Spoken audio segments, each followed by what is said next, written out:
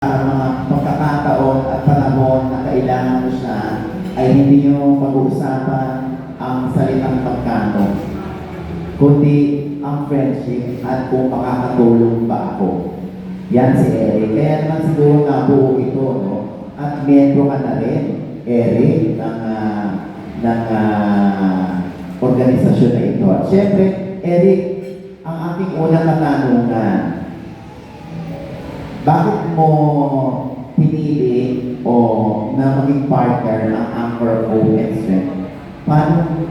Paano ka napunta rito? Hindi naman po limit sa kaalaman ng lahat kasi it's all over social media that I lost both my parents. And syempre bilang anak ko, we have experienced parang the lowest of low. It has been draining in all aspects, like mentally, emotionally, spiritually, financially, name it, lahat po, napakahirap po talaga. And admittedly, parang feeling ko nawalan po ako ng purpose. Nawalan po ako ng purpose kasi po I live for them, I live for my parents. And kaya po, talagang we have been trying to find and to look for an organization na sa tingin ko po ay makakapagbigay po ako ng inspirasyon and to spread awareness.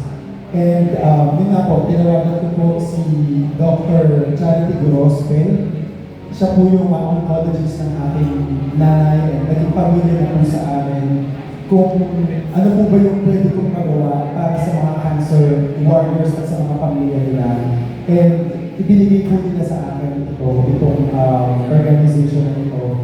And I am so grateful kasi binigyan niyo po ng purpose ng buhay ko ngayon. Maraming salamat po.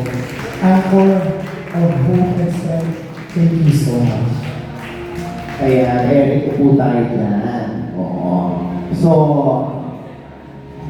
since nasabi mo na yung susunod kong katanungan, Eric, gusto ko lang malaman kung ano yung mensahe mo dahil kung meron pang pinantay ng panahon pagdating sa pagkakaroon ng miyembro ng pamilya na may cancer at ano yung dumating pa sa panahon magkasunod na sa loob lamang ng isang taon kumbaga binawi sa inyo yung inyong mahal sa buhay ng parents. No? Anong maipapayo mo? Paano mo palalakasin ang loob ng mga cancer warriors at ng mga pamilya nila? Kasi gusto nila malaman sa umugot si Eric. Ba't nakatayo pa rin siya? Bakit matibay pa rin siya? It's never easy. Hindi po madali at kailanman siguro hindi magiging madali, especially sa mga nakakaranas ng sakit na ito, lalo na rin po sa mga pamilya na may mga loved ones na nagsasuffer ng sakit na ito. And ako mismo, sa sarili ko, talagang na-experience ko namin magkakapatid. Yung hindi namin po alam kung sino magbabantay sa ospital kasi kailangan po namin magtrabaho. Hindi ko namin alam kung saan po kami huhugot ng lakas. Every time nahaharap po kami sa doktor, ano na naman kaya bad news, may good news bang dadating. Sabi ko nga po kanina, sobrang draining po siya in all aspect. Siguro ang naging pinaghugutan ko po ng lakas dito ay yung faith ko sa Panginoon. Admittedly, to be honest po talaga, medyo na-shaking yung faith ko, especially when my father, when we knew about the diagnosis of my father, exactly the same as my mom. Parang sabi ko sa Panginoon, why my parents? They were good people,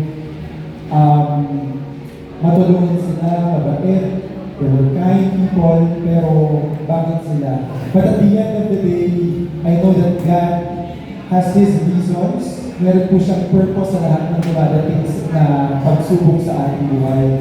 So ngayon po, kung nakita niyo po, matatag, maybe, and I believe it's the grace of God. It's really the grace of God that keeps me going, that sustains me, And talagang ang Panginoon may pinapadala talaga siya ang mga tao sa buhay mo, especially kapag dumating ka doon sa point na lugmok ka na.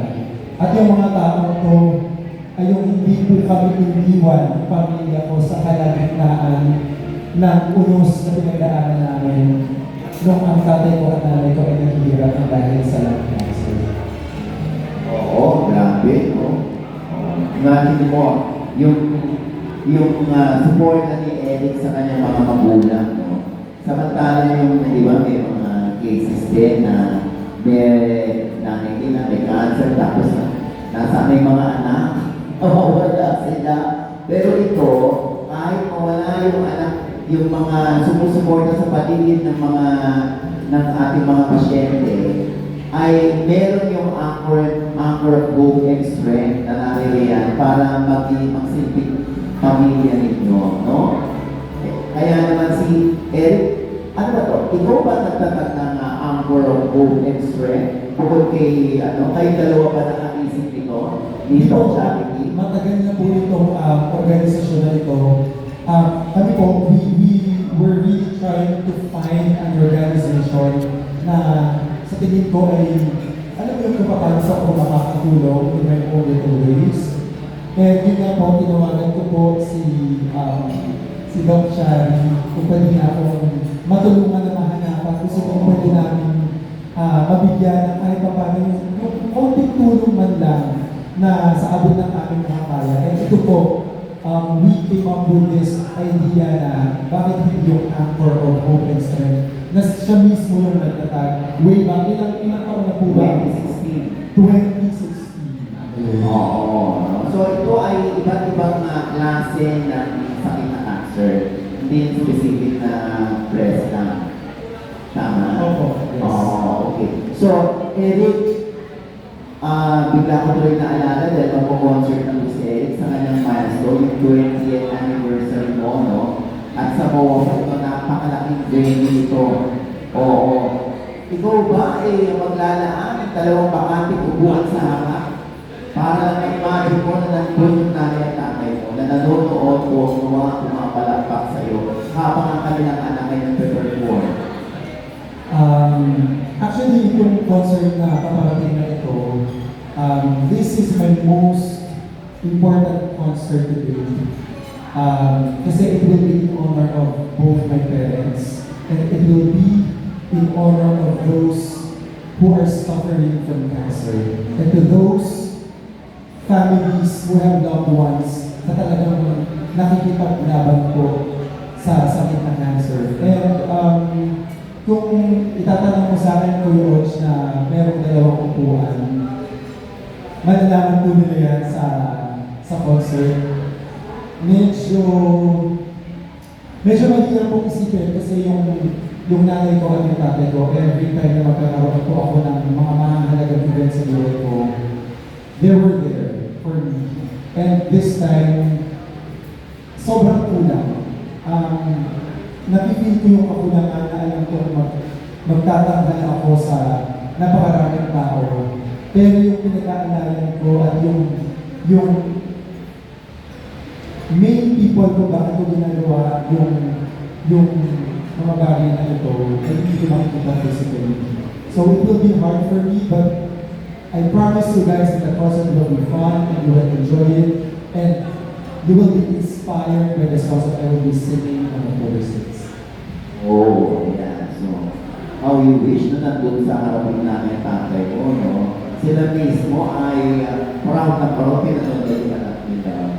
Oh, Eric, congratulations and good luck sa iyo. October 6, Yes, sa October 6th. concert sa MOA. Ayan. Siyempre, bago tayo magpatuloy, tawagin na po muna natin ang isa rin sa mga kaibigan ni Eric. Sabagay nyo tayo magpapila ng kaaway dito, no? Oh. Siyempre, ang ating Queen of R&B, Miss Kyla.